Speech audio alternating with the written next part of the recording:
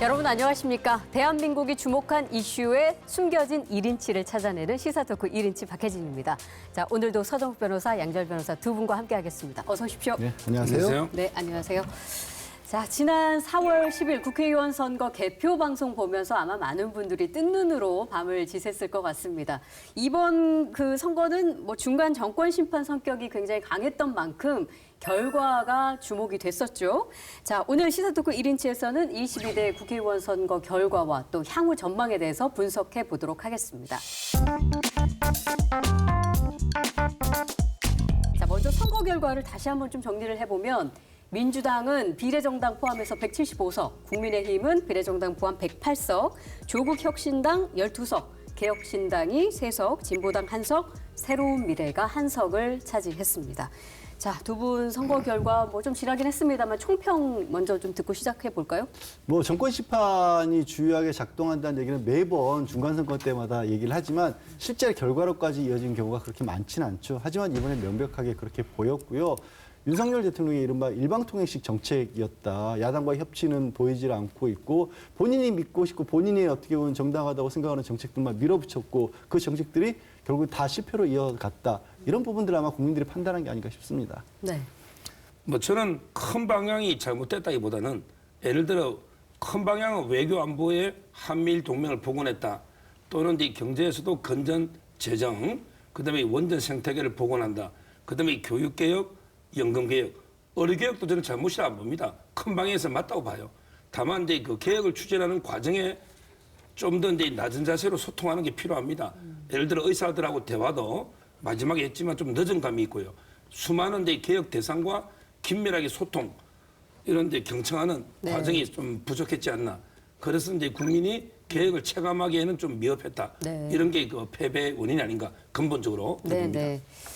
근데 이번 선거에서 좀 아쉬운 점 하나가 무효표가 엄청나게 나왔습니다. 130만 장이 나왔다고 합니다. 역대 최다라고 하는데 이 무효표만으로 만약에 당을 만들었다고 하면 3석을 차지해서 제4당이 될 수도 있었을 것이다라는 이야기까지 나올 정도로 굉장히 심각한 이야기입니다. 저희가 비례 그 정당 투표 용지 아마 다 보셨겠지만 이번에도 역시 51.7cm 정도나 될 정도로 비례 정당이 난립하는 상황이 왔는데 왜 이런 상황까지 왔을까요? 어떻게 분석하세요? 예. 아마 이제 그 뭐 투표하는 방법을 몰라서 실수로 이제 무효표가 넣었다고 생각 안 해요. 예를 들어 이제 저희 어머니도 상당히 80고령인데도 투표하는 방법을 다 알기 때문에 유효표를 찍었습니다. 그럼 이 말은 이제 그만큼 저는 정치 불신, 의도적으로 이제 무효표를 저는 만들었다고 봐요. 130만 표가 실수로 놓을 수는 없거든요. 지금 먼저 이제 1, 2번이 없잖아요. 그렇게 개혁하겠다.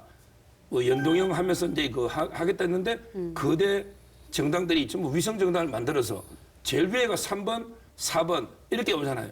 그러다 보니까 이제 저는 정치 혐오, 불신이 커지니까 의도적으로 이제 그 무효표를 만든 게 아닌가. 실수라기보다는 이렇게 그만큼 정치권은 각성하고 왜 국민들이 이렇게 무효표를 던지는가.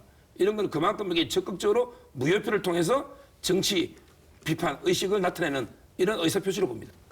저는 그것보다는 아까 말씀하신 것 중에서 이제 정치 불신 부분은 상당히 있어요. 근데 그 불신의 내용의 깊이를 조금 더 들여다보면 이 참 비례대표 제도를 어떤 식으로 운영할지를 가지고는 아직까지도 뭐 정치권도 그렇고 국민들 사이에서도 입장이 많이 갈립니다. 연동형으로 지금처럼 한 게 맞냐 아니면 병립형으로 회귀를 했었어야 되느냐. 지금처럼 양극화가 되고 있는 상황에서 많은 양극화 쪽에 치우쳐 있는 국민들 입장에서는 병립형을 오히려 지지를 하죠. 그분들 입장에서는 이렇게 많은 어떻게 보면 정당들이 비례로 나올 수 있게끔 허용한 것 자체가 불만이었을 수 있어요. 그러다 보니까 이제 무효표로도 뭐 그런 의사표시를 했을 것으로 보이는데 다만 그럼에도 불구하고 또 연동형을 했기 때문에 조국혁신당 같은 새로운 현상도 나타났다는 거거든요. 그래서 아마 이번 선거를 치르는 과정에서 조금은 연동형과 비례 병립형 사이에서 어느 정도 정리가 좀 되지 않았을까. 실제로 효용성이 있다라는 게 좀 드러났기 때문에 다음부터는 이런 분들이 좀 줄어들지 않을까 싶습니다. 그러니까 무효표 이 비율 증가는 뭐 이게 준연동형 비례대표제 이 도입으로 인해서 비례정당들이 난립했던 게 가장 큰 원인이고 어찌됐든 간에 우리 국민들이 이 정치에 대한 불신과 혐오를 무효라는 방식으로 무효표라는 방식으로 의사표시를 한 것이다. 이렇게 두 분 다 그 분석을 해주셨는데 어쨌든 22대 국회의원 선거 결과 민주당의 이재명 대표의 이 정치적 위상은 그 수직 상승했다 이렇게 보는 것이 좀 중론인 것 같습니다. 민주당이 현재 제적 과반 의석인 151석을 크게 넘어섰고 그리고 스윙보터 지역인 수도권과 충청에서도 또 선거 승리를 했기 때문에 물론 개인적으로는 사법 리스크가 남아 있긴 합니다만 이번 승리로 인해서 당내에서조차도 차기 대권 주자로서의 어떤 라이벌일까요? 라이벌이 없다. 이제 오히려 더 견고해졌다. 이렇게 보는 분석이 좀 많습니다. 앞으로 이재명 대표의 정치적 입지 어떻게 보십니까? 연임은 이제 그거는 말이 안 되는 주장이죠. 이제까지 연임된 예가 없습니다. 인기가 있기 때문에 뭐 지금 소위 그 개딸이라는 분들이 연임 서명 운동을 벌이고 있는데 이건 당내 민주주의를 크게 후퇴시킨다. 이 말씀을 드리고요. 그다음에 우리나라는 민주공화국입니다. 민주공화국인데 두 축으로 움직이는 거예요. 하나가 이제 그 민주주의라는 축이 있고 두 번째가 이제 법치주의라는 축이 있는 거예요. 이 두 개는 이제 그 서로 때로는 뭐 모순 관계나 이런 데 대립 관계도 있을 수 있습니다. 민주주의하고 법치주의가 반드시 일치하는 게 아닙니다. 이 말은 지금 국민의 그 의사 네. 총선에서는 이제 이게 민주주의거든요. 여기서는 이제 그 많은 의석을 얻었죠. 그렇지만 이제 법치주의는 그게 아니에요. 법치주의는 오로지 법과 원칙, 증거와 팩트에 따라 움직입니다. 이 말은 법치라는 게 소수자도 법에 따라 보호할 수 있는 거고요. 그다음에 아무리 다수자라도 법에 반하면 심판하는 게 법치주의입니다. 그렇다면 저는 법원에서는 전혀 이런 이제 그 의회 상황 이런 걸 일고의 가치도 없다. 이런 여론에 법원이 흔들릴 이유가 없는 거죠. 그렇다면 원칙대로 법원은 이제 그대로 재판하면 되는 거고 이재명 대표에 대해서 네. 흔들림 없이 그다음에 검찰도 흔들림 없이 또 추가 영장을 취하죠. 지금 쌍방울 대북 송금이라든지 이런 식으로 이제 그 법에 따라 법치주의가 작동한다면 이재명 대표의 운명은 저는 순탄하지 않을 것이다. 이렇게 평가합니다. 법치주의가 사람을 가리지 않는 쪽으로 얘기를 하시면 지금 여당이 안고 있는 그런 어떤 문제들이야말로 더 심각하죠. 김건희 여사 특검만 해도 지금 제대로 작동을 안 하고 있는데 그런 부분들을 지금 한쪽에 대해서 그렇게 강조를 하는데 막상 실제로 권력을 쥐고 있는 사람들에 대해서는 법이 작동하지 않는 것처럼 보이기 때문에 이번에 국민들이 심판을 한 것이고요.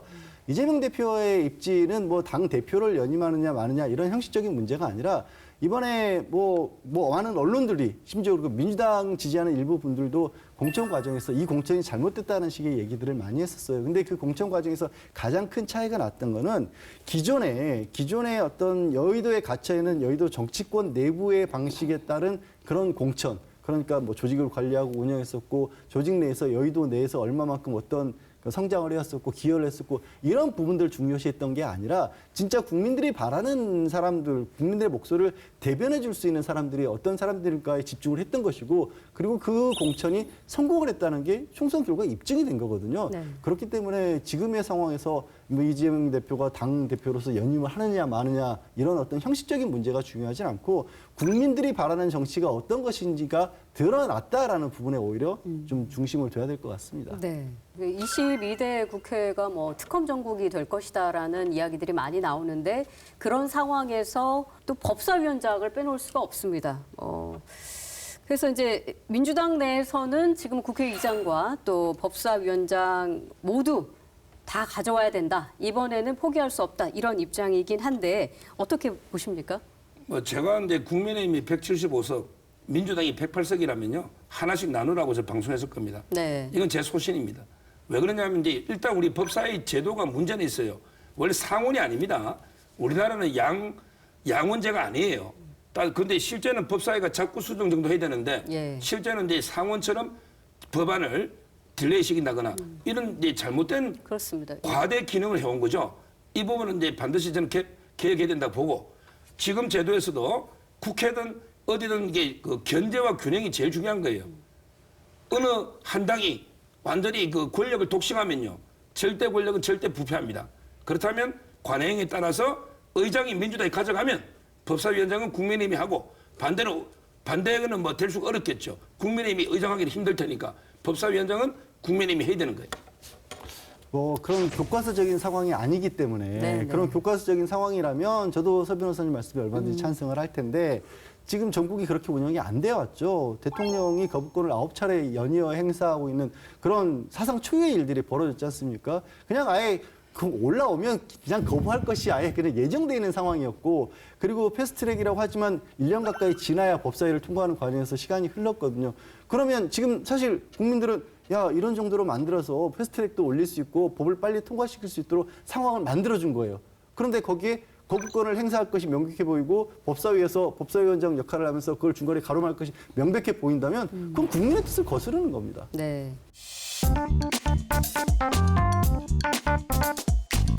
자, 이번에는 한동훈 전 비대위원장 얘기를 좀 해볼까 하는데요. 올 초에 본인 임기는 총선 이후까지다.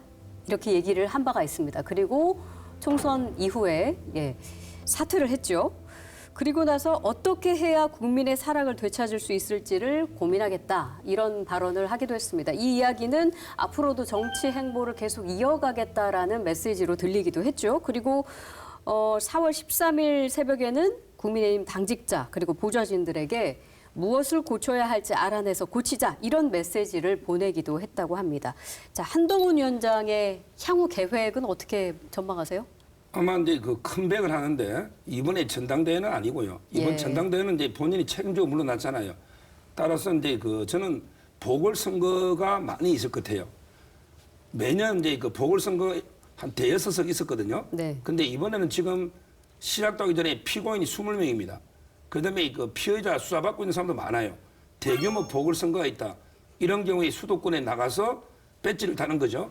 그러면 이제 국회의원 경험도 하고요. 일어났고 이제 그 다음에 지방선거는 나갈 필요가 없고 바로 이제 그 대선에 직행한다. 결국 2단계죠. 보궐선거에 나가서 배지를 단다. 네. 그리고 이제 그 대선에 직행한다.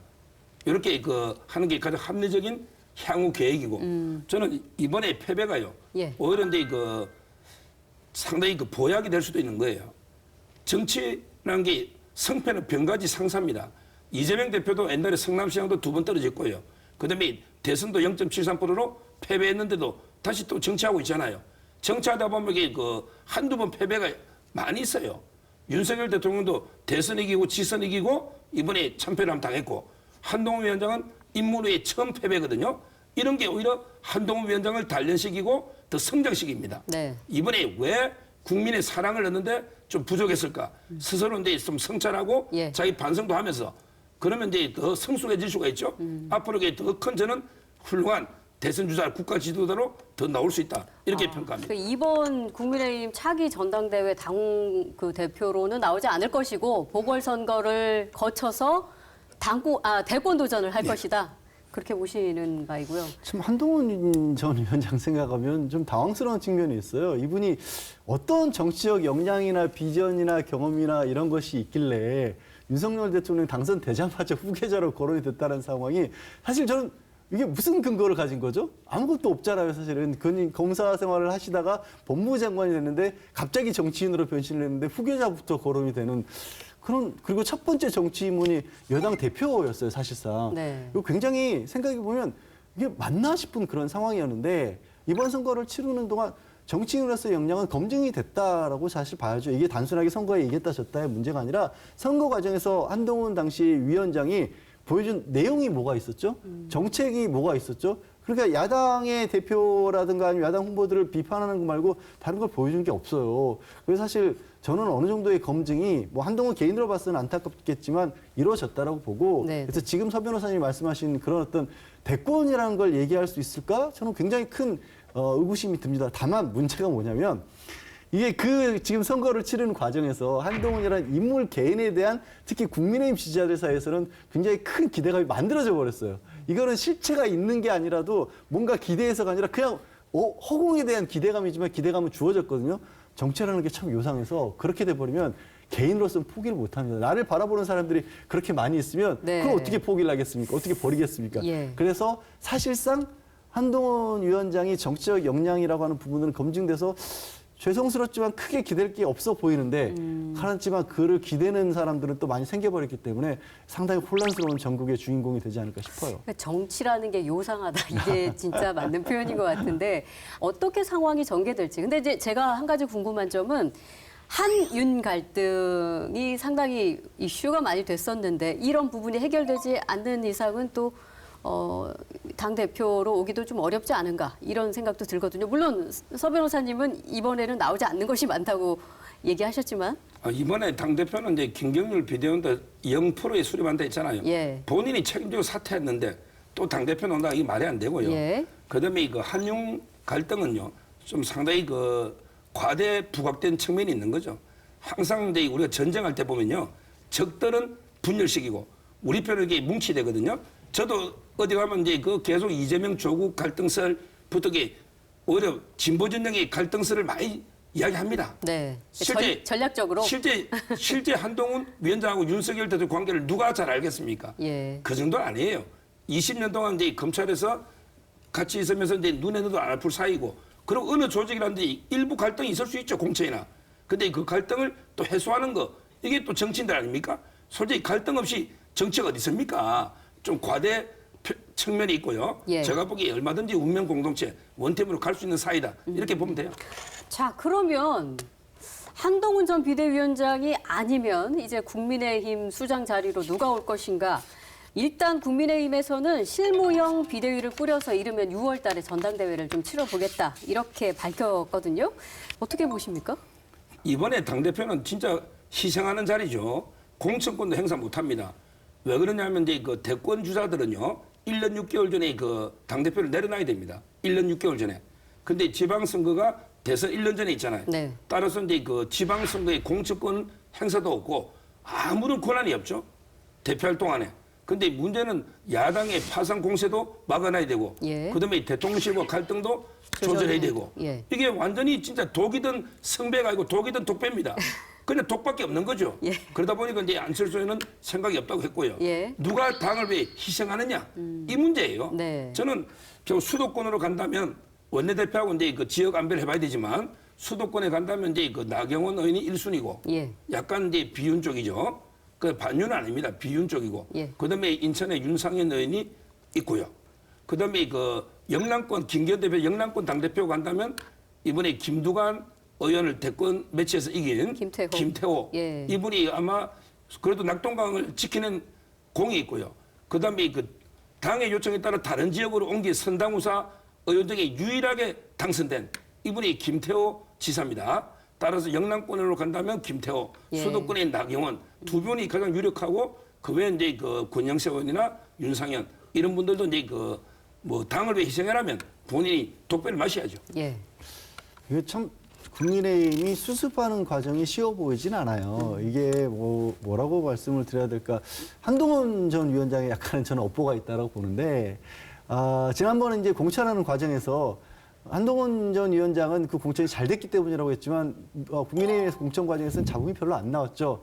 기존에 이제 이미 그 의원들을 중심으로 다 그렇죠. 공천이 이루어졌기 때문에 현역들, 예. 그 현역들이 자리를 바꾸지 않게 된 계기가 뭐 야당에서는 김건희 여사 특검법 때문에 그랬다라고도 보고 있는데 이유가 어찌됐든 한 70%가량 생존을 해버렸고 그분들이 또 영남 중진들이에요, 상당수가. 예. 그러다 보니까 당선인들 평균 연령이 올라오는 그런 기이한 현상이 빚어졌는데 왜 제가 이 말씀을 드리냐면 그분들은 당이 대통령이 어찌됐건 집권당이 됐건 야당이 됐건 별로 흔들림이 없는 분들이에요. 그래서 이제 총선 참패 이후 국민의힘의 움직임을 보면 굉장히 여유로워요. 뭐 하는 게 없어요, 딱히. 당선자 모임 가서도 그냥 자기소개하고 있었다라는 게 언론의 통해서 나왔던 얘기고 초선 모임을 가는데 초선 모임의 출석률이 절반밖에 안 됐다라고 하거든요.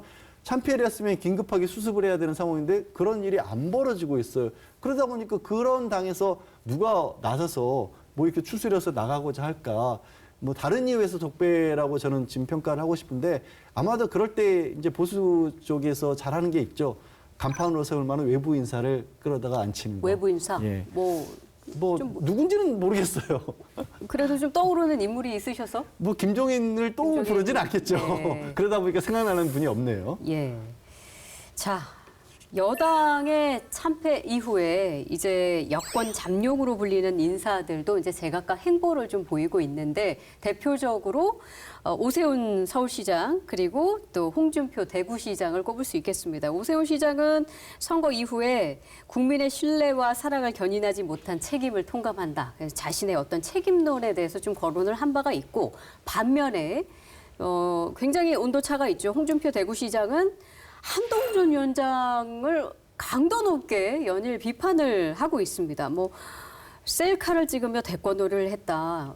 깜도 안 되는 사람이다라는 그런 말까지 사용하면서 왜 이렇게 이 두 사람이 이렇게 엇갈린 행보를 보이고 있을까요? 어떻게 분석하세요? 뭐 저는 오세훈 시장의 태도가 맞다고 봐요. 예. 오세훈 시장은 그 본인의 책임을 통감한다. 예. 이게 맞는 거예요. 우리 천하가 흥하고 망할 때 천하 흥망의 필부유책입니다. 이 말은 이제 천하가 흥하고 망할 때는 일반 우리 국민들도 다 누구나 책임이 있는 거예요. 네. 이번에 그 보수 패배에는 윤석열 대통령, 한동훈 위원장, 그다음에 이 모든 후보자들, 그리고 저처럼 보수 팬이라고 자칭하는 사람들, 그다음에 이 보수 찍은 우리 45%의 국민들 모두가 책임이 있는 거죠. 이 보수 참패에는. 따라서 이제 그 오세훈 시장이 나의 책임도 통감한다. 이건 바람직한 자세입니다. 네네. 그런데 홍준표 시장이 본인 탓보다 한동훈 위원장을 이렇게 원색적으로 예. 뭐 동물에 그 비유하면서까지 원색적으로 개 비유한 것도 있잖아요. 예, 예. 이렇게 한 거는 상당히 부적절한 태도고 아마 이제 본인이 그 대선 라이벌 가장 강력한 라이벌 한동훈 위원장이 싹을 미리 잘라버리자 예. 이런 데 의도인데 너무 조급하게 움직이는 게 아닌가 이런 데 그 걱정이 됩니다. 예. 정치인들 말씀하신 거 보면 참 재밌어요.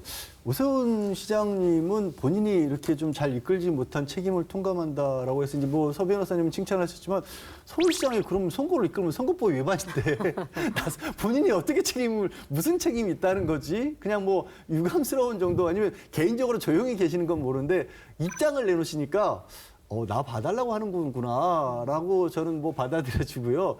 더 재미있는 분은 홍준표 시장이시죠. 한동훈 위원장을 그렇게 강력하게 비판하면서 보수를 괴멸시킨 사람이고 수사를 통해서 말이야 얼마나 많은 사람들을 괴롭혔냐.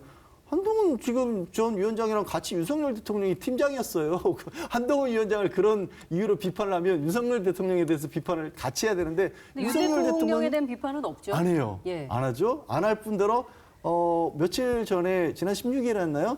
두 분이 또 서울 근처에서 만났답니다. 예. 만나셔서 예. 윤석열 대통령이 또 경청을 하고 앞으로의 어떤 인사라든가 이런 부분에서 의견을 구했다고 하는 거 보면 홍준표 시장은 마찬가지인 거죠. 본인이 이제 기회가 왔다라는 그런 어떤 생각에서 정적이라고도 볼 수 있는 한동훈 위원장을 때린 건데 아까 이제 수정욱 변호사는 윤한 갈등이 별로 없다 뭐 이렇게 말씀을 주셨지만 이 상황에서 홍준표 시장은 만나서 이 윤 대통령이 가까이 말씀을 들었다라고 하면 그러면 윤한 갈등이 과연 정리됐다고 봐야 될까? 사실 이제 민주당 지지하는 어떤 입장에서는 윤한 갈등을 그렇게 바라지도 않아요. 오히려 윤석열 대통령과 지금 지지율도 많이 떨어지는데 같이 묶이는 게 더 좋죠.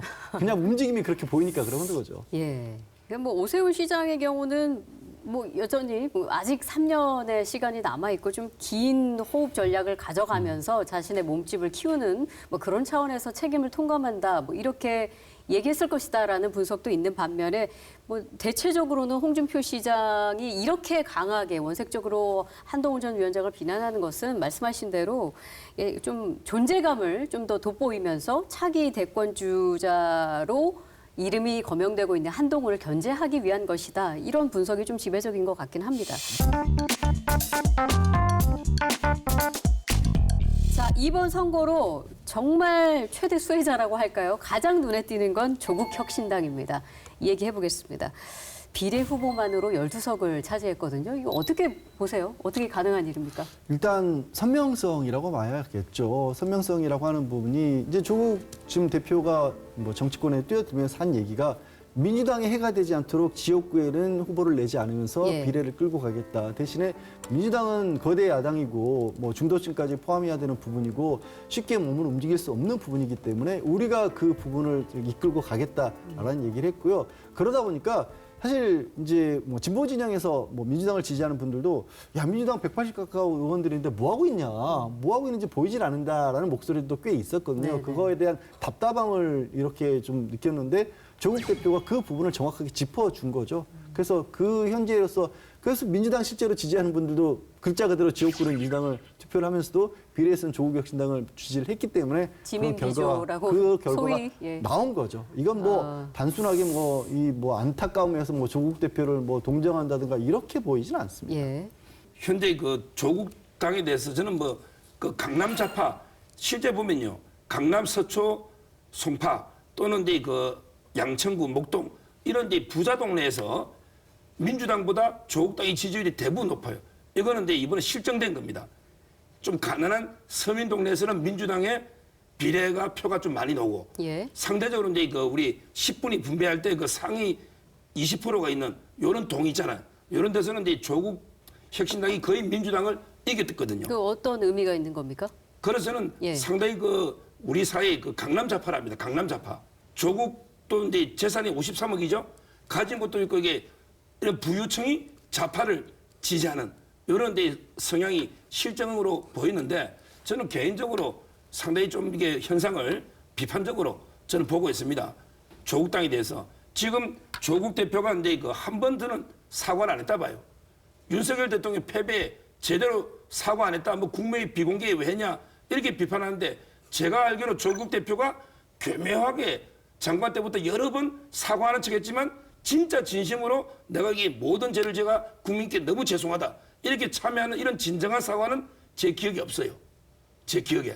그래서 세 번, 네 번을 이렇게 거듭 사과를 해도 기억이 안 나시면 그건 서 변호사님의 기억력에 근데 문제가 있는 사과라는 거죠. 게 조건 없이 그러니까 윤석열 대통령 사과에 대해서 많이 비판하잖아요. 예. 왜 그렇게 하느냐. 근데 이거는 조국 대표한테 해당되는 이런 저는 비판을 봅니다.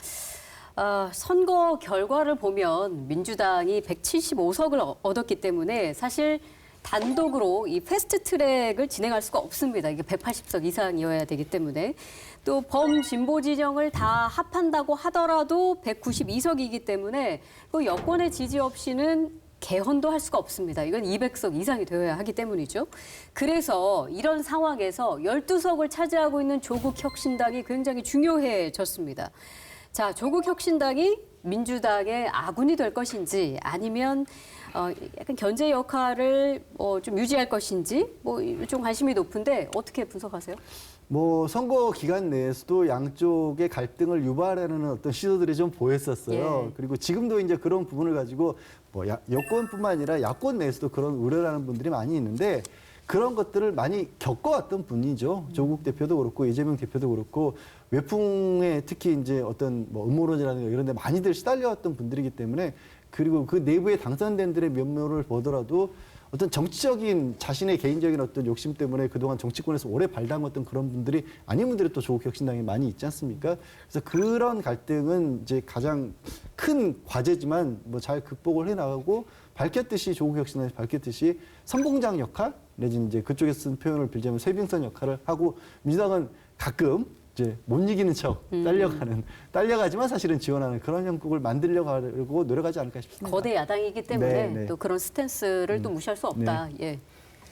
저는 초반에는 이제 그 동반자 협조 관계로 갈 거예요. 예. 당분간은 이제 그 윤석열 정권과 맞서서 동병상련이죠. 두 분 다 사법 리스크가 있으니까 초반에는 이제 윤석열 정권 공격해서 우리가 사법 리스크를 돌파하자.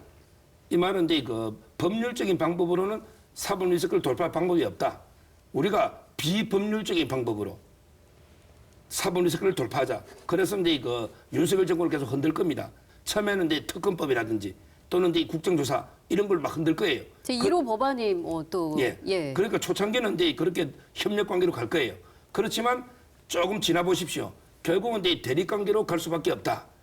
그럼 왜 그러냐? 결국은 이제 그 두 명은 유일하게 남아 있는 야권의 잠룡입니다. 이미 다른 대권주자들 씨가 말랐어요.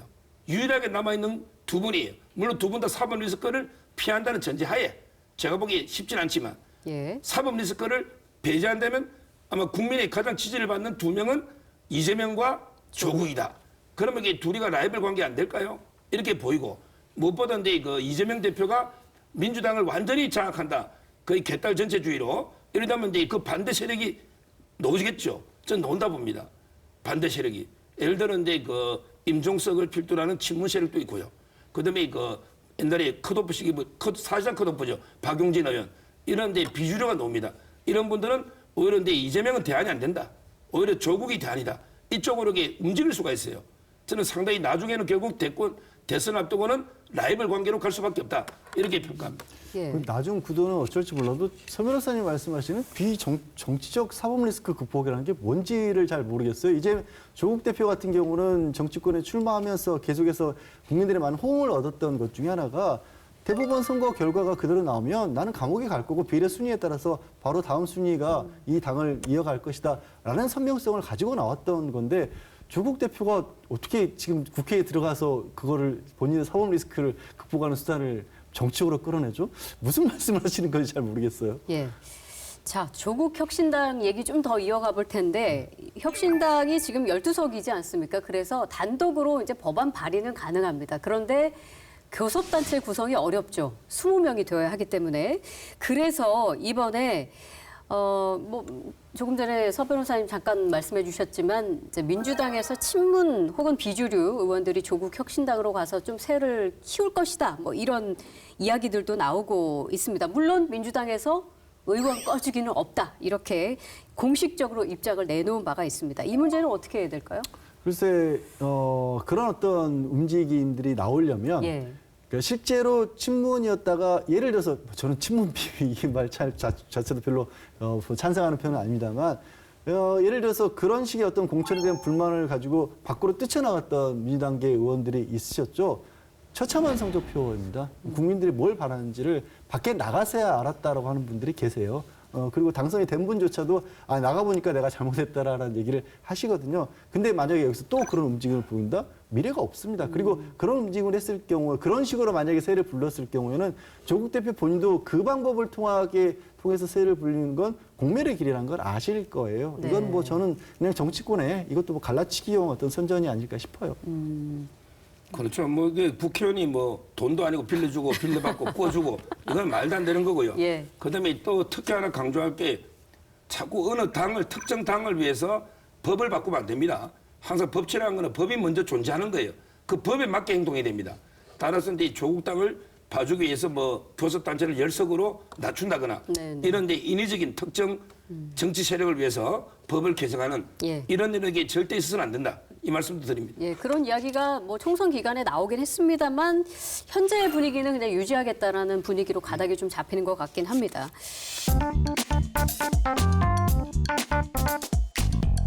자, 이번에는 개혁신당 얘기를 해보겠습니다.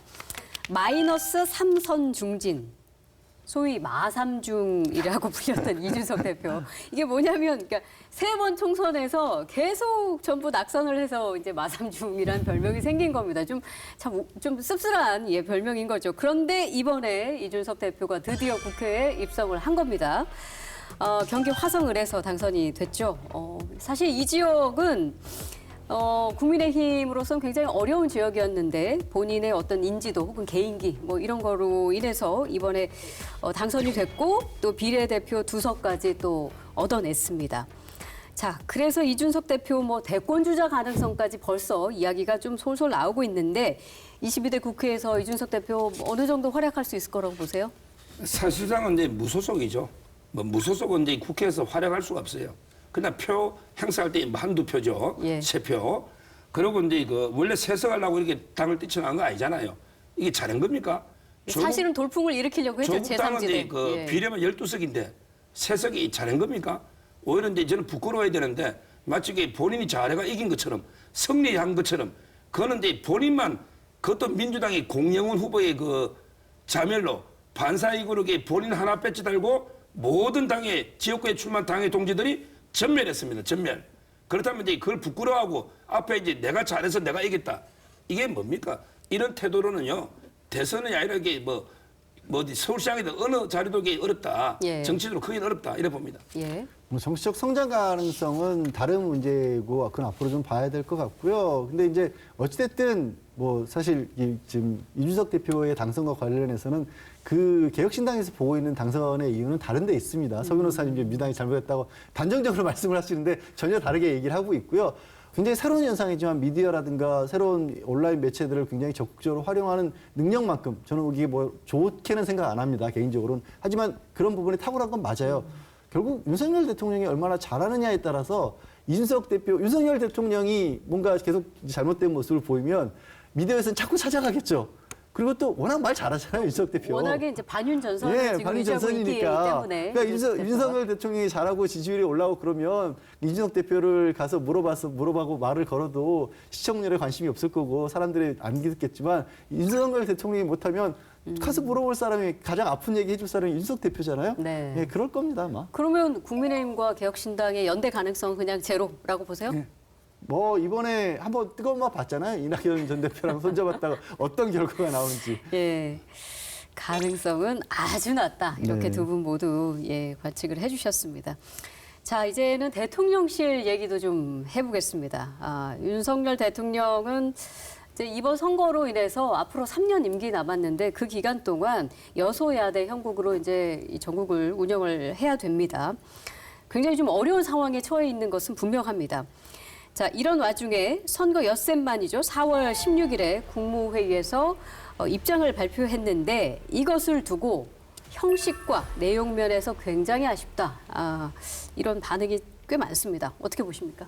이거는 언론들이 그렇게 썼더라고요. 이게 뭐 하지만 그러나가 언론에 따라서 15번 내지는 14번 뭐 이런 정도 차이밖에 없어요. 다 공통적으로 지적하는 거는 나는 잘못한 게 없는데 대통령이 하지만 이게 국민들에게 전달이 좀 부족했던 것 같다라는 게 그날 모두 발언의 취지였다고 거의 대부분의 언론이 그렇게 보고 있고. 그러니까 그 이야기는 선거 참패에 대한 그 공식적인 사과는 아예 없었다. 이렇게 그렇죠. 보는 거죠. 왜냐하면 네. 잘못한 게 없으니까. 잘못한 게 없고 뭐 일부 대통령실 관계자 발로 나온 언론의 발언들도 이번에 대통령실의 문제가 아니라 한동훈 전 위원장의 문제였지 않느냐 이런 인식들을 내고 있고 예. 우리 흔히 뭐 우리끼리 하는 말로도 정신승리라는 표현을 쓰긴 하지만 야 투표율 보니까 지난번보다 올랐고 당선자 수도 지난번보다 올랐는데 뭐가 문제냐 이런 식의 얘기들이 벌써 나오고 있죠. 그래서 저는 별로 뭐 그런 어떤 뭐 돌이킨다거나 이런 모습은 아닌 것 같습니다. 네. 이게 좀 국민을 향한 기자회견이 아니라 국무회의를 통해서 입장을 발표한 것에 대해서도 이야기가 좀 있더라고요.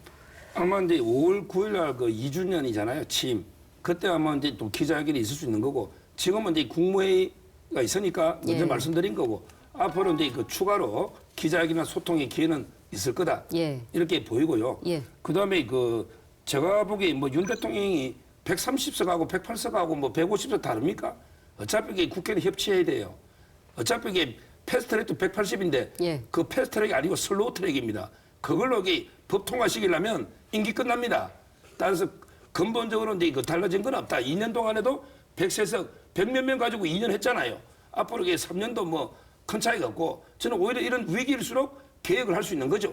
이제말로 이제 뭐 국회 눈치고 보다는 게 개혁에 매진하는 거예요. 앞으로 이게 더 이거저거 눈치 볼 필요 없이 오로지 개혁, 국민만 바라보고 예. 국민과 소통하고 예. 그렇게 저는 개혁에 더 힘써 나가면 역사를 평가할 거다 이렇게 봅니다. 그래도 이번에는 좀 사과는 했었어야 되지 않느냐. 이번 그 보수 언론에서도 비판이 많이 있더라고요. 그 부분은 어떻게 보세요? 사과인데 그 국민의 민심을 겸허히 받아들이겠다 사과했잖아요. 뭐 대통령이 아이고 내 잘못했습니다. 근데 해초를 좀 때려주세요. 공개적으로 이렇게 어린애들 사과하듯이 합니까? 그 정도면 이게 충분히 대통령이 겸허히 국민의 민심을 경청한다. 이 정도 저는 표현이 절제된 표현이 필요한 거예요. 그런데 서 변호사님 아까도 견제와 균형 말씀하시고 법치를 그렇게 강조를 하셨는데 국회에서 법을 만들어주지 않는데 대통령이 개혁을 한다라는 거 무서운 얘기를 하신 것 같아요. 그렇게 해왔기 때문에 지난 2년이 잘못됐다라고 많은 국민이 지적을 하고 있는 겁니다. 그 방향을 멈추지 않고 계속해서 가면 대한민국 어디로 가라는 겁니까? 자, 당정 관계도 좀 달라질 것 같습니다. 예, 이번에 이제 국민의힘 그 후보들이 현장을 다니면서 민심이 이렇구나. 그러니까 민심이 정부 심판 의지가 있구나라는 것을 그 체감했다. 이렇게 많이들 이야기하고 있습니다. 그래서 이 선거 패배 책임이 대통령에게 있다고 생각하는 그 국민의힘 후보들이 꽤 있는데 이 이야기는 이제 당정 관계가 어떤 변화가 분명히 있을 것이다 이렇게 보는 측면이거든요. 어떻게 전망하세요? 네, 예. 지금 이제 굉장히 강한 모습들을 서 변호사 목소리를 내시는데 아마 예. 이제 그 여권 내에서도 좀 서 변호사님 강한 목소리를 주장하는 분도 계실 거고 그렇지 않은 분들도 계실 것 같아요. 그런데 그렇지 않은 분들 입장에서 봤을 때 대통령이 고집을 꺾지 않는다라면 민심이 이반하는 게 보이면 많이 정치권에서 흔히들 봤죠. 제일 먼저 가까운 사람들이 떨어져 나갑니다. 게다가 윤석열 대통령 같은 경우는 여의도 정치권 뭐 정치인 출신이 아니잖아요. 애초에 보수 출신조차도 아닙니다. 기반이 없어요. 그럼 국민의힘 의원들 입장에서 봤을 때 뭘 더 이상 기대고 윤석열 대통령과 결합을 하겠습니까? 가장 먼저 어찌 보면 국민의힘 내부에서 분열이 시작될 수도 있다라고 봅니다. 네. 그런데 어떻게 이번에 보세요? 그 예. 비례 정당이 몇 개였습니까? 수십 개 되죠? 예. 38개였을 거예요. 예. 근데 우리나라 정당은 2개입니다. 대통령을 보유한 정당. 이게 바로 집권 여당이고 나머지 다 야당입니다. 그만큼 이게 대통령을 보유한 정당이라는 게 아주 중요한 거예요. 왜? 집권 여당의 약속은 실천이 되는 거예요. 야당의 약속은 사탕 발림에 불과한 거거든요. 그 점에서 저는 국민의힘은 더욱더 윤석열 대통령과 이제 원팀, 한 팀이 돼야 되는 거예요. 국민의힘도 대통령을 보유했다는 걸 자랑스럽게 생각하고 책임 있는 자세로 국정을 주도해 나가야 된다. 예. 너무 이게 원래 국회가 의석수가 싸우는 게 아니에요. 개가 싸울 때 덩치 큰 개가 이기는 게 아니에요. 오히려 싸우겠다는 투지가 있는 국회의원이 100명이라도 투지가 있으면 200명도 이길 수 있는 거고 숫자로 싸우는 게 아닙니다. 국회는 투지로 싸우는 거죠. 따라서는 국민의힘이 흔들림 없이 대통령실과 원팀으로 당정 관계는 철저하게 우리는 운명 공동체다. 예. 이런 자세로 가야 되고 예. 아마 그렇게 갈 걸로 저는 봅니다. 네. 그 의원들이 어디 가겠습니까? 이재명 당에 가겠습니까? 조국당 가겠습니까? 결국에 더 굳건하게 뭉칠 겁니다. 오늘 보니까 서 변호사님은 이게 평론을 하시는 게 아니라 본인의 바람을 자꾸 말씀을 조언을 해주시는 것 같습니다. 조언일지 아니면 의견인지 희망사항인지는 모르겠습니다만 그동안에 봤던 정치적인 역사가 그렇지 않았죠, 사실. 예. 자, 22대 국회 이제 뭐 특검 정국이 될 것이다라는 말이 많이 나오고 있습니다. 조국 혁신당이 이제 1호 법안으로 약속했던 것이 한동훈 특검법 그리고 이태원 특별법 아주 강력하게 입법 드라이브를 걸 거라는 전망이 있습니다. 그런데 이제 좀 문제가 되는 것은 대통령이 또다시 거부권을 행사할 경우 이런 전제가 있죠. 그런데 총선의 결과 또 민심이 있기 때문에 또 그렇게 해서도 안 될 것이다. 또 이런 분석도 있습니다. 자, 22대 국회 어떻게 흘러갈 거라고 전망하십니까? 자기 고집을 계속해서 꺾지 않게 될 경우에는 민심의 이반이 더 강하게 돌아갈 수밖에 없고요. 그 어떤 조금이라도 타협하는 모습, 협치하는 모습이 나타나지 않을 경우에는 어떻게 하겠습니까?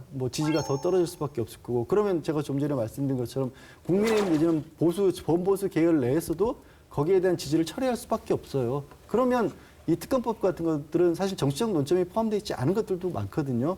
거기에 결국 받아들여진 쪽으로 힘이 실어질 수밖에 없고 국민의힘 내부에서 몇 명만 돌았으면 되는 겁니다. 8명 돌았으면 이제 거부권이 의미가 없어지는 거거든요. 그런 지경까지 가지 않기를 바랄 뿐이죠. 예, 굉장히 중요한 일들이 많이 있습니다. 최상병 특검법도 있기 때문에 어떻게 국회 그런데 이게 예상하세요? 최상병 특검이 아니고요. 윤석열 특검법입니다. 예. 결국 이제 윤석열 대통령을 겨냥한 결국 야당은 윤석열 특검법, 그다음에 김건희 특검법, 한동훈 특검법 이런 식으로 정치 공세를 할 텐데 이런 법에 대통령이 주눅들어 되겠습니까? 우리가 대통령이 거부권하면 3분의 국민이 찬성해야 됩니다. 66.6%의 국민이 그 법을 동의한다면 저 인정합니다. 그런데 예. 국민의힘 찍은 게 45%예요. 이 말은 의석수는 어떻게 될지 모르지만 국민의 66.6% 3분의 2가 이 법이 맞다고 한다면 저도 인정합니다. 그런데 그게 아니라면 대통령은 거부권 행사에 일말의 불안감이나 주저할 이유가 없다. 말이 안 되는 법은 단호하게 헌법이 부여한 대통령이 거부권을 행사하시고 그다음에 국회에서 어떻게 될지는 봐야 되지만 108명의 그 사람들도 보수 국민들 자유법 국민 눈치 안 볼까요? 마음대로 찬성할 수 있을까요? 찬성했다가 앞으로 정치할 수 있겠습니까? 전 똘똘 뭉치면 얼마든지 악법을 막아낼 수 있다고 봅니다. 그러니까 지금 이제 굉장히 중요한 말씀을 짚어주셨는데요. 이 법들이 정말 서 변호사님 말씀하신 것처럼 윤석열 특검법이라고 한다면 문제가 그런 겁니다. 본인에 관한 문제를 조사하겠다는 법, 배우자의 문제를 조사하겠다는 법, 그리고 가장 측근의 문제를 조사하겠다는 법을 다 거부하는 거예요. 그게 어떻게 비칠까요, 국민들 눈에? 지금 이게 이재명 특검법, 김혜경 특검법, 조국 특검법 하자면 하겠습니까? 똑같은 이야기입니다. 검찰이 다 수사를 하고 있는데요. 어디를 그걸 특검을 뭐하러 하겠습니까? 예. 오늘은 여기까지 듣겠습니다. 시사토크 1인치 오늘 22대 국회의원 선거 결과 다시 한번 짚어봤고요. 향후 전망까지 분석해봤습니다. 국민들이 선거를 통해서 민심을 드러냈습니다. 그 목소리를 잊지 않고 꼭 기억하셔서 22대 국회에서는 정말 일하는 국회, 또 협치하는 국회가 되기를 진심으로 바랍니다. 두 분 수고 많으셨습니다. 네, 고맙습니다. 그럼요.